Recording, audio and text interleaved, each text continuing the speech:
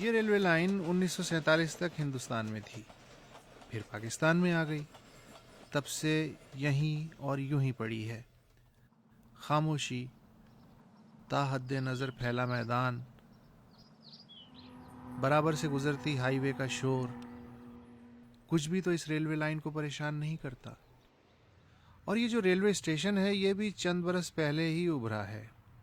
کراچی سے گھوگھرا پار تک انگریز دور کے پتھریلے اسٹیشنوں کے درمیان یہ اکیلا ریلوے اسٹیشن ہے جو پرائیویٹ سیکٹر نے بنایا ہے. لیکن اس زمینی اسٹیشن کی کہانی آسمان میں لکھی گئی. اچھا، کہانی یہ ہے جناب کہ یہ جو راشد آباد ریلوے اسٹیشن ہے اس کو ایک حادثے نے جنم دیا ہے.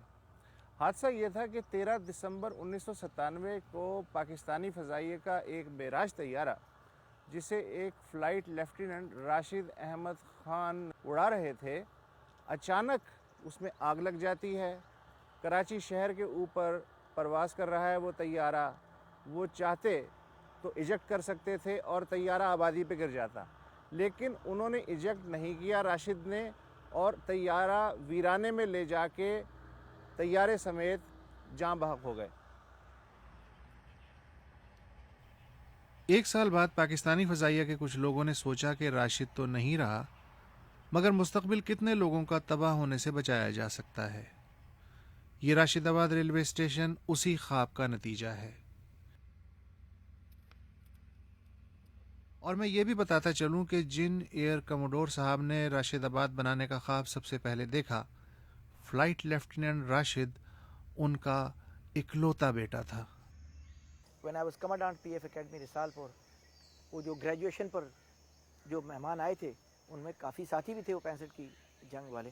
تو میں نے ان کے ساتھ بیٹھ کر یہ کہا تھا کہ میں اپنے خیالات سے ایک پروجیکٹ بنا رہا ہوں، اور اللہ تعالیٰ سے امید ہے کہ یہ جب پایا تکمیل تک پہنچے گا، صرف خیال تو اس شکل میں اس کی شکل جو ہوگی ایک آئیڈیل جس کو کہہ سکتے ہیں شہر کی ہوگی، جو کہ رورل ایریا میں ہم جا سکیں.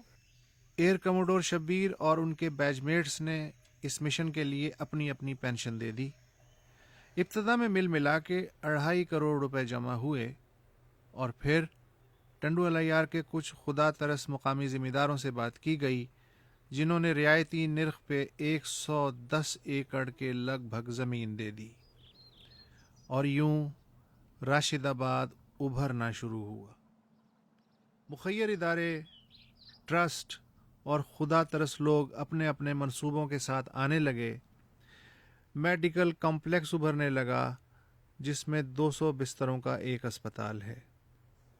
آنکھوں کا شفا خانہ ہے، اس میں روزانہ 300 مریضوں کا معائنہ ہوتا ہے اور 50 کے لگ بھگ آپریشن بھی ہوتے ہیں. ایک بلڈ بینک ہے جس میں تھیلیسیمیا کے مریضوں کی دیکھ بھال کی جاتی ہے. لیکن راشد آباد میں صحت اور فلاح عامہ سے بھی زیادہ توجہ معیاری اور سستی تعلیم کی فراہمی پر ہے. اس وقت پاکستان بھر کے تقریباً 2200 بچے اور بچیاں اوپن میرٹ کے اصول پہ راشد آباد کے 3 اسکولوں میں پڑھ رہے ہیں. یہاں پہ پورے پاکستان سے جو ہے نا لوگ کافی سارے بچے آئے ہوئے ہیں، تو جب ملتے ہیں نا تو آئیڈیاز اپنے شیئر کرتے ہیں، تو اس سے بہت بہتر جو ہے نا ان کی فرینڈ شپ ہوتی ہے. تو میرے اسکول میں ایک ٹیسٹ ہوا جس میں نے ٹاپ کیا، پھر مجھے بھیج دیا کوئٹہ ٹیسٹ کے لیے پی ایف سینٹر جناح روڈ پہ. وہاں میں نے ٹیسٹ دیا تو وہاں پہ 12 بچے آئے تھے دوسرے ڈسٹرکٹ سے بلوچستان کے، تو ان 12 بچوں میں سے میں سلیکٹ ہو گیا اسکول کے لیے. راشد آباد بنانے والوں نے اب تک ملٹی نیشنل کمپنیوں، کارپوریٹ سیکٹر یا غیر ملکی اداروں کی مدد حاصل نہیں کی. سب کچھ ایئر فورس کے ریٹائرڈ افسروں، مخیر فلاحی اداروں اور کچھ سمندر پار پاکستانیوں کی نیت اور کوشش سے ہو رہا ہے. ہمارا ارادہ یہ ہے کہ ہم اس کی کاپی دوسرے پروونسز میں بھی شروع کریں.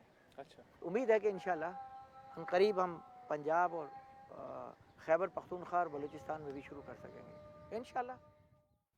جب میں چند برس بعد دوبارہ یہاں آؤں گا تب تک شاید اور بہت سے منصوبے اس شہر علم و صحت میں سر اٹھائے لہلہا رہے ہوں گے. فی الحال تو میں 6 کلومیٹر پرے ٹنڈو الیار لوٹ رہا ہوں، جہاں پھر دھول، ٹریفک، بد نظمی اور زبوں حالی استقبال کے لیے بے چین ہے۔ وہاں نہ تو راشد آباد کے برعکس کچرا پھینکنے پہ جرمانہ ہوگا، نہ کھلے عام سگریٹ پینے پہ کوئی پابندی۔